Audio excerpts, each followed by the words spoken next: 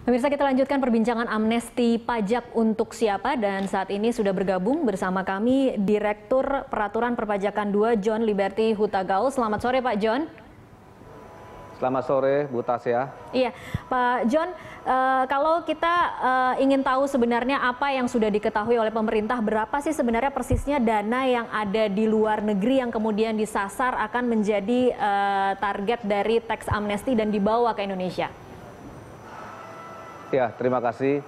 Jadi perlu kami sampaikan bahwa data konkret mengenai jumlah harta milik orang Indonesia yang ada di luar negeri, memang kami belum mendapatkan data yang konkret, dan kami dapatkan itu sebatas dari informasi-informasi, referensi-referensi dari McKinsey dan dari berbagai macam sumber-sumber informasi yang menyebutkan bahwa harta-harta orang Indonesia di luar negeri itu umumnya banyak terkonsentrasi di Singapura. Namun demikian, kami juga mendapatkan informasi bahwa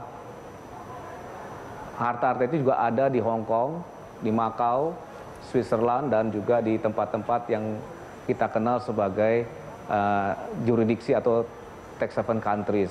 Jadi kalau di Singapura sendiri yang kami dapatkan informasi itu sekitar kurang lebih 3.000 triliun rupiah kalau dirupiahkan dengan kurs rupiah kita.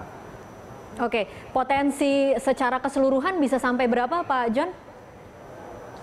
Ya, jadi kalau kita assume saja misalnya 1.000 triliun yang ada di Singapura itu bisa kita repatriasi masuk ke Indonesia, tentunya yang 1.000 triliun ini bisa masuk ke sistem perekonomian kita dan menggerakkan perekonomian kita yang memang saat ini masih sedang dalam pertumbuhan yang lamban.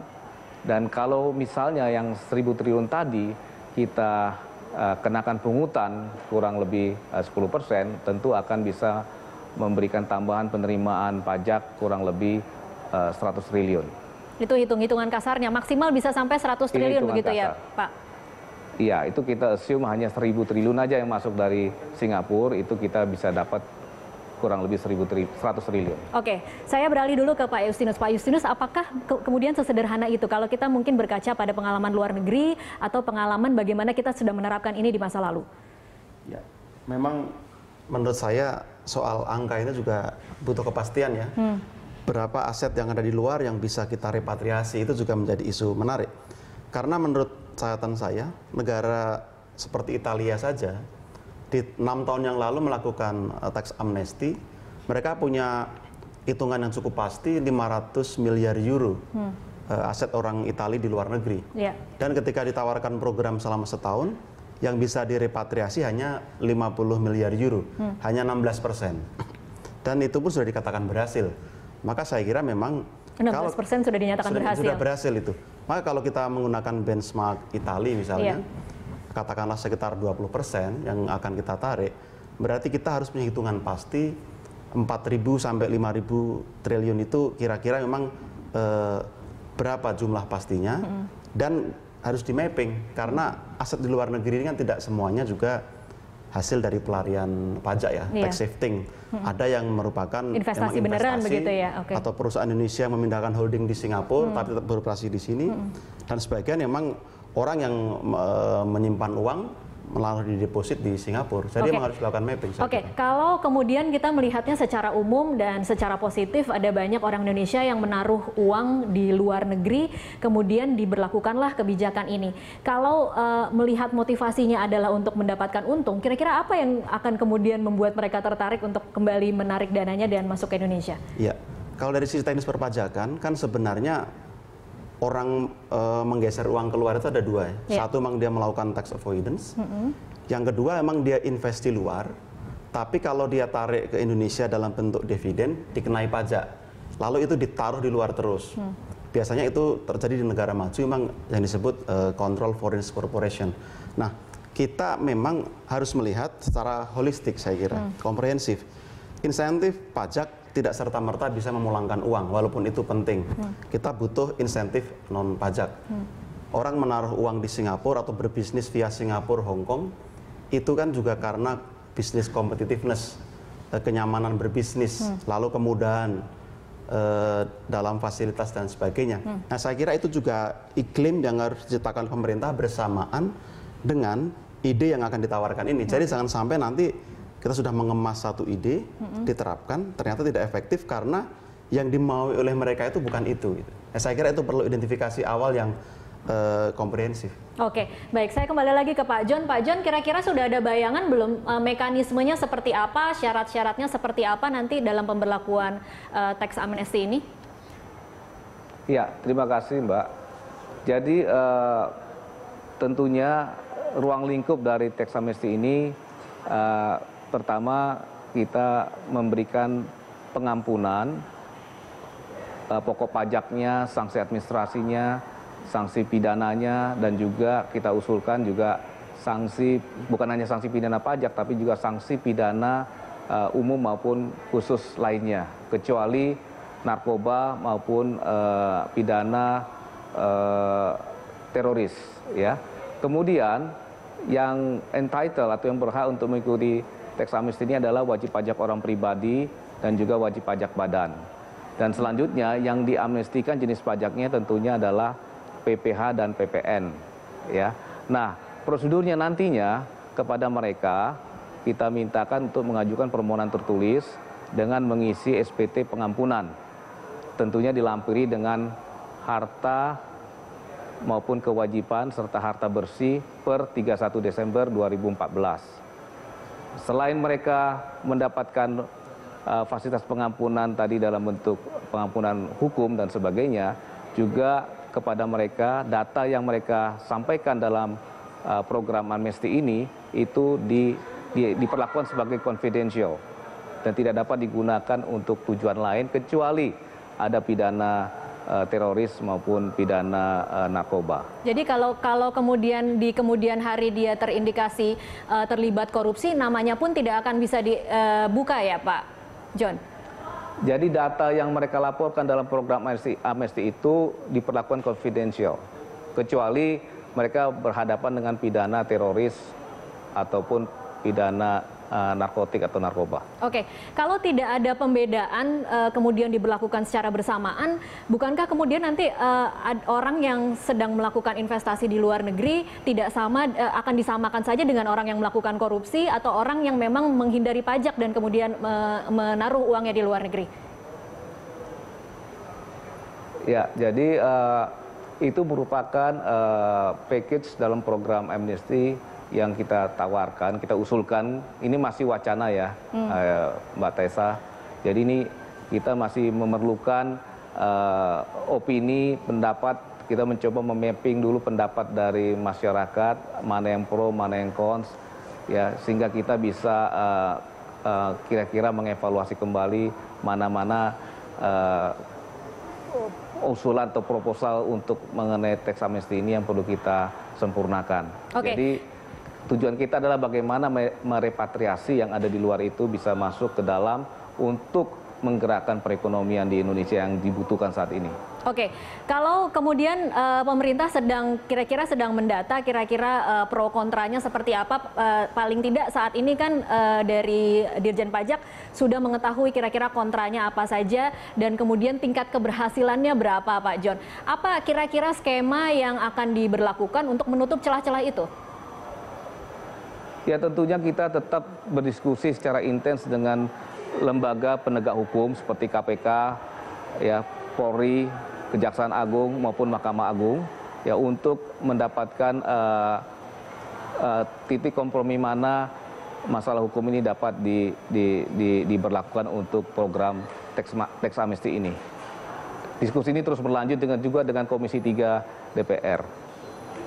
Oke, baik, saya kembali lagi ke Pak Misbakun. Pak Misbakun, kalau tadi kita juga sudah sama-sama mendengarkan, sebenarnya masih belum matang ya berarti masalah ini, Pak Misbakun. Gini, bagaimana mekanismenya, siapa yang boleh, persyaratannya seperti apa? Saya pikir Direktorat Jenderal Pajak perlu memperbaiki komunikasi publiknya.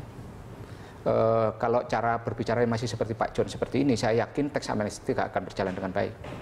Karena apa?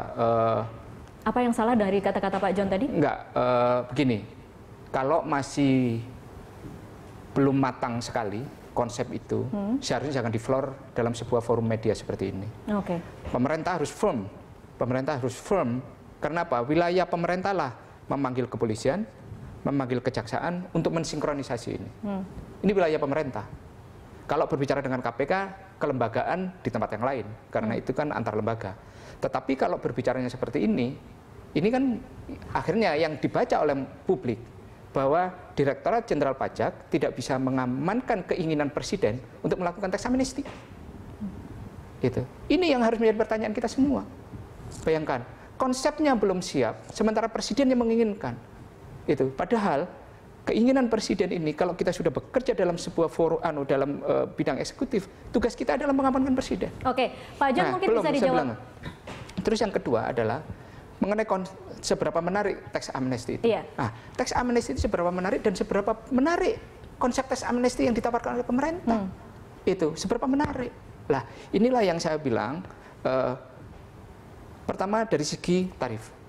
Dan saya kurang setuju juga, bukan kurang setuju, kurang sependapat apabila begitu kita berbicara tentang tax amnesty, kita hanya berbicara tentang repatriasi modal. Yang harus kita bahas itu adalah juga bagaimana dengan di dalam negeri.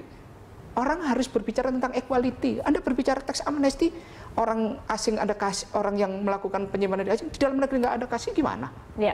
Terus bagaimana dengan ekonomi yang selama ini hidden ekonomi di grey area ini harus diresmikan untuk supaya dia tidak menjadi sebuah grey area ekonomi, dia menjadi registered ekonomi yang terdata secara statistik.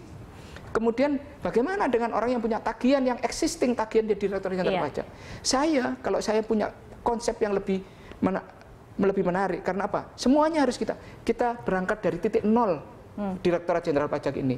Siapa yang mengambil jalur tax amnesty? 0. Penagihan kita kasih. Orang yang selama ini existing sekitar 71 triliun tagihan ini, kita kasih berapa persen? Kita selesaikan. Ini kelihatannya Pak Misbakun tapi sudah tahu kira-kira tax amnesty-nya seperti apa harusnya konsepnya. Grey area-nya di mana? Grey area berapa? Lah ini kan konsep yang sepertinya Direktorat Jenderal Pajak mikirnya kecil. Kita itu memikir konsep negara yang besar. Bagaimana membangun rekonsiliasi nasional? Lah kalau pikirannya masih seperti ini gimana? Oke, Pak John mungkin bisa dijawab, mungkin bisa lebih rinci lagi sebenarnya sudah sampai mana pembicaraan mengenai tax amnesty ini? Ya, perlu saya sampaikan, saya tegaskan kembali di sini bahwa ini masih dalam tahap pembahasan ya, belum, dan ini kita harapkan nanti memang semangatnya ini lahir dari teman-teman di Komisi 11 dan di pemerintah. Dan ini tentunya kita harapkan memang inisiasi pembentukan undang-undangnya justru dari DPR kita harapkan, karena bukan dari Kementerian Keuangan. Justru minta dari DPR ya Pak John? Iya, karena kami itu terbatas, karena ini menyangkut pengampunan hukum. Boleh kita katakan ini programnya bukan tax amnesty saja, tapi sudah menyangkut ke legal amnesty atau special amnesty, karena menyangkut juga pidana umum dan pidana khusus tadi, di luar pidana pajak maupun sanksi-sanksi administrasi di bidang perpajakan. Ya. Oke, silakan Pak Mirus. Jadi begini, masalah ini inisiasi dari pemerintah atau inisiasi dari DPR itu nanti kita bicarakan dari sisi politiknya. Lebih baik itu diambil oleh pemerintah. Tetapi konsep yang matang, jadi begini, tax amnesty ini kan adalah bungkus dari rumah besarnya. Ya kan, rumah besarnya itu kan tax amnesty tersebut. Lah, kalau konsep ininya kan harusnya Direktorat Jenderal Pajak. Masalah legal yang lain itu aspek itu kan hanya pengikut. Karena apa? Tax amnesty itu supaya bisa menjadi menarik dan punya daya pikat bagi orang yang melakukan program tax amnesty. Ya mau tidak mau. Kalau saya hanya diampuni dari sisi pajak, orang tidak akan menarik uangnya kembali. Nggak akan menarik. Apa yang terjadi? Lah, repatriasi inilah saya bilang. Lah, konsep jauh ke depannya itu adalah Direktorat Jenderal Pajak menyiapkan itu konsep itu secara utuh. Saya mengatakan kalau urusan legal pemerintah. Nah, makanya kan saya bilang, saya ingatkan teman-teman di Direktorat Jenderal Pajak, ada diskusi yang pada satu level tertentu dia menyelesaikan ini. Berikutnya adalah kementerian. Nah, Menteri Keuangan berbicara dalam forum sidang kabinet dipimpin oleh Presiden. Presiden tinggal mengatakan panggil Kapolri yang bila ada di wilayah eksekutif pemerintah, manggil Kejaksaan Agung di wilayah eksekutif pemerintah. selesaikan masalah ini, selesai, harmonisasi selesai, tinggal dengan aparat hukum yang main, siapa? Tinggal KPK. KPK kita tekankan. Nah, yang kita tidak ingin berbicara melindungi koruptor, tidak. Siapa katakan, orang yang sudah disita nggak bisa. Nah, ini kan kita selalu berimajinasi orang yang uangnya di Singapura, itu kan semuanya korupsi, kan tidak. Ya. Lah, itulah yang saya ingin sampaikan bahwa konsep besar ini, lah, saya ingin kemudian meminta kepada teman-teman di Direktorat Jenderal Pajak, di Kementerian Keuangan, berpikir dalam sebuah spektrum yang besar, berpikir dalam sebuah konsep yang detail tentang ini. Tidak boleh takut, nggak boleh ragu. Itu kita semuanya, kalau konsep itu besar dalam sebuah payung rekonsiliasi nasional, kita tatap Indonesia ke depan. Oke, tapi kalau saya melihatnya di sini, misalkan kita memahami apa yang dikatakan oleh Pak John memang belum matang pembicaraannya. Kemudian sebenarnya siapa sih sebenarnya yang ingin tax amnesty ini diberlakukan secepat ini? Pemerintah. Pemerintah. Bukan DPR? Bukan. Pemerintah yang ingin. Pertama saya kasih tahu, ini kan berasal dari 3. Ini kan konsepnya di prolegnas kita, itu kan KUP, Ketentuan Umum dan Tata Cara Perpajakan, yang akan diamandemen oleh pemerintah bersama dengan undang-undang yang lain. Oke. PPH, PBN, Ketentuan Umum dan Tata Cara Perpajakan, kemudian biaya materai. Ya kan? Kemudian ada PBB juga, Pajak Bumi dan Bangunan. Lah, di beban di dalam KUP ini terlalu berat. Karena di sana itu ada amandemen terhadap KUP itu sendiri, karena apa?